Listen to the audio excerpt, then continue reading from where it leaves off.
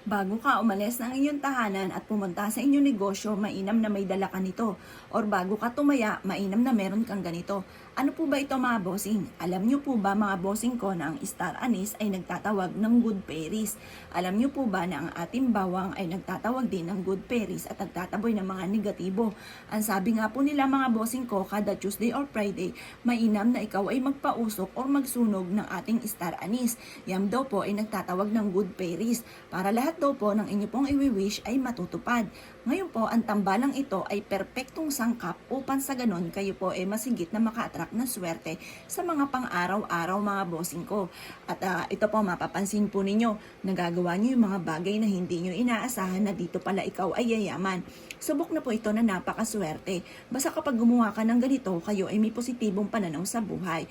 Basta kapag gumawa ka ng ganito, alam mo na ikaw ay magiging matagumpay at simula na ito ng tagumpay nyo. Huwag kang mag-iisip ng pangit. Huwag kang mag-iisip na ikaw ay malas. Huwag mong sasabihin lalo-lalo na, huwag mong ibubukas sa inyong bibig na ikaw ay laging walang pera, na ikaw ay lubog sa pagkakautang. At huwag mong rin sasabihin ang mga salita na simot, said, hikahos, walang-wala, at lubog ka nga po sa mga pagkakautang. Yung mga ganong salitain, yan po ay nag-a-attract ng negatibo. Once ginawa nyo po ito, bago-baguhin ang sistema natin. Dapat po laging positive mga bossing. Ngayon pa mga bossing ko, ito yung ating bawang. Ang bawang mga bossing ko ay mag-a-attract ng swerte. Mag-a-attract ng swerte sa pangkalahatan mga bossing. Etong tambalang ito ng perpektong kombinasyon ay makakatulong upang sa ganon, saan man ikaw tutungo, kayo po ay laging suswertihin.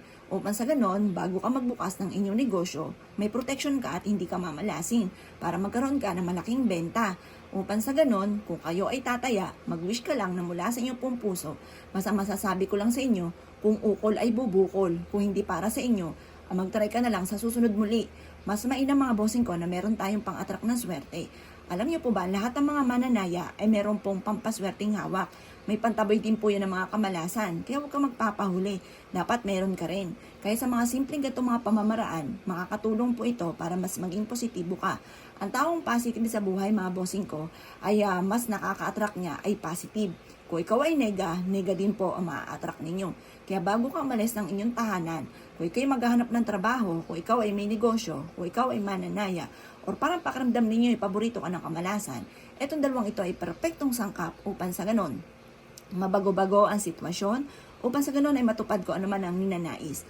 Gawin niyo po ito ng mga bandang alas 7 ng umaga na nakaharap ka sa gawing silangan at mag-wish na mula sa inyo pong puso, taimtim na panalangin. Walang imposible mga bossing ko, lalo-lalo na kung ikaw po yung tipo na hindi sumusuko sa hamon ng buhay. Ngayon po mga bossing, subukan niyo po ito at mag-wish ka na huwag kang gagamit na sana. Ang mga pag-wish ay ganito. Ngayong araw na ito, bukod sa pagiging masipag at madyaga at pananalig sa mahal na Panginoon at sa pampaswerteng ito, ay magkakaroon ako araw-araw ng malaking benta. Or kaya mananalo na ako ng limpak-limpak na salapi. Or kaya sa aking ina-apply ang trabaho, ako ay matatanggap. Ganun ang mga pag-wish na walang gamit na sana, direct to the point. Kaya kung ikinaniwala at nais po itong gawin, ay siyang mga boss, good luck po sa inyo po lahat.